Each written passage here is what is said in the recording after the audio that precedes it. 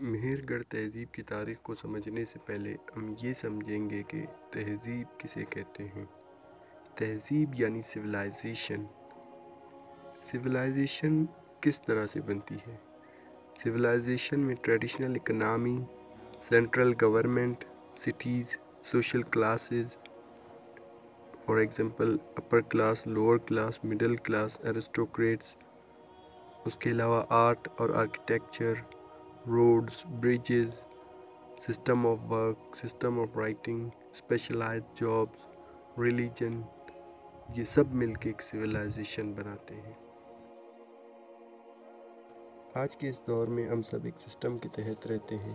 تہذیب سے پہلے یعنی ابتدائی دنوں میں انسان اکیلا نہیں رہتا تھا، یعنی آج سے 10,000 سال پہلے، 12,000 سال پہلے انسان اکیلا نہیں رہتا تھا، بلکہ انسان گروپس وغیرہ میں پھرا کرتا تھا، کیونکہ اکیلے انسان کے لیے جانوروں کا خطرہ رہتا تھا۔ انسان کھانے کی تلاش میں ایک دوسرے کی مدد کرتے تھے۔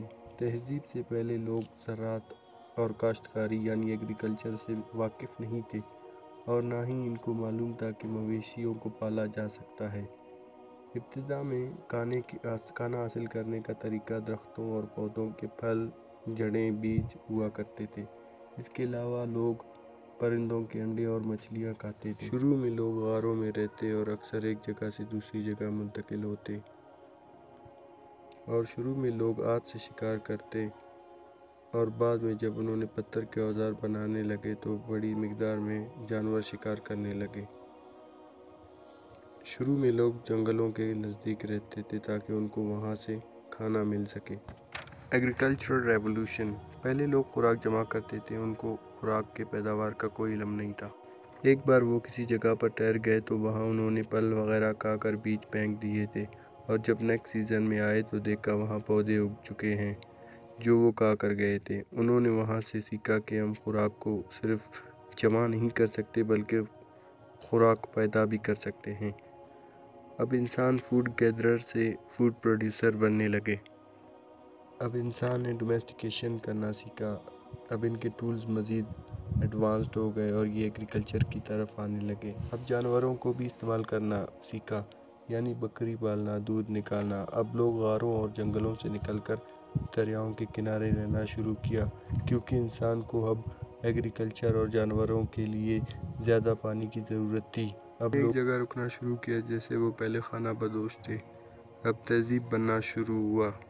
دنیا کے کچھ قدیم اور مشہور سویلائزیشن، جس میں میسوپوٹیمیا، دریائے نیل، چائنا یلو ریور اور انڈس سویلائزیشن آتے ہیں۔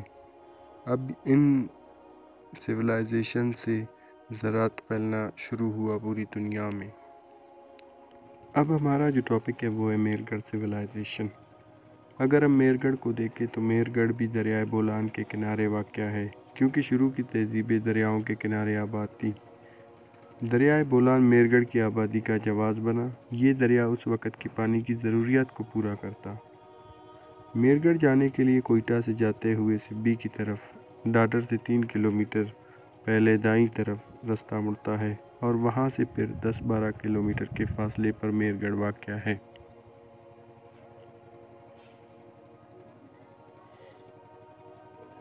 مہر گڑھ کو 1974 میں فرانسیسی آثار قدیمہ کے مشن نے دریافت کیا، جس کی سربراہی جیرگ اور ان کی بیوی کیتھرین کر رہے تھے۔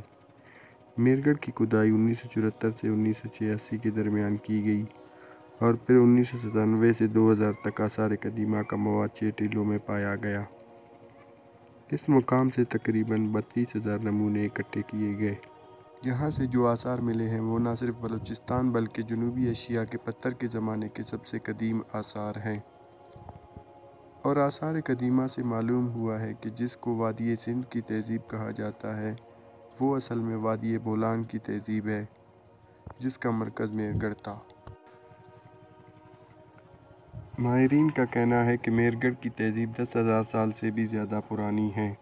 10,000 سال پہلے یہاں ایک ایگریکلچرل بستی بسنا شروع ہوئی۔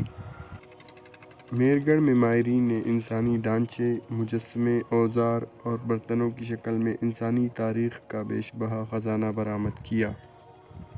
9,000 سال پہلے یہاں باقاعدہ کاشتکاری ہوا کرتی تھی۔ اور دنیا میں سب سے پہلے کپاس مہرگڑھ میں ہی اگائی گئی۔ اس کے علاوہ مہرگڑھ کے لوگ گندم، بیر اور کھجور اگایا کرتے تھے۔ دندان سازی میں استعمال ہونے والے 7000 سال قدیم اوزار بھی دریافت ہوئے ہیں، جس سے ثابت ہوا ہے کہ دنیا کے اولین دندان ساز اسی تہذیب سے تعلق رکھتے تھے اور دنیا میں دانتوں کی سب سے پہلی سرجری بھی یہاں کی گئی۔ یہاں سے ایک لاکٹ دریافت ہوا جو اس بات کا ثبوت ہے کہ مہرگڑھ کی تہذیب نہ صرف زراعت اور دندان سازی میں بلکہ دانت کاری اور ڈھلائی کے طریقوں میں بھی اولین تھی۔ یہاں کے لوگ مٹی کے برتن بناتے اور کھلونے تیار کرتے۔ برتنوں پر یہ لوگ ڈیزائننگ بھی کرتے، جن کا رنگ اتنا پکا ہوتا تھا کہ آج بھی وہاں جو برتن نظر آتے ہیں ان پر یہ رنگ اسی حالت میں موجود ہیں۔ یہاں کے لوگ چمکتے ہوئے اور سجاوٹ والے موتیوں کی مالا تیار کرتے اور مٹی سے مجسمے بناتے تھے۔ مہرگڑھ میں تعمیرات کا آغاز ہو چکا تھا اور یہ شہر اس وقت کی جدید ٹاؤن پلاننگ سے تعمیر کیا گیا تھا۔ ہر شخص کے لیے مٹی کے اینٹوں سے تیار شدہ گھر میسر تھے۔ بازار شہر کے درمیان بنایا گیا تھا۔ یہاں کے لوگ کاروبار بھی کرتے تھے۔ یہ لوگ اپنے مردوں کو دفناتے تھے، لیکن ان کے مذہبی عقائد ہونے یا نہ ہونے کا قابل ذکر شواہد موجود نہیں۔ ماحولیاتی تبدیلی کے باعث آج سے 4500 سال پہلے یہ تہذیب اجڑنے لگی۔ انہی لوگوں نے دریائے راوی پر ہڑپہ اور دریائے سندھ پر موئنجو دڑو کے علاوہ دیگر شہر آباد کیے۔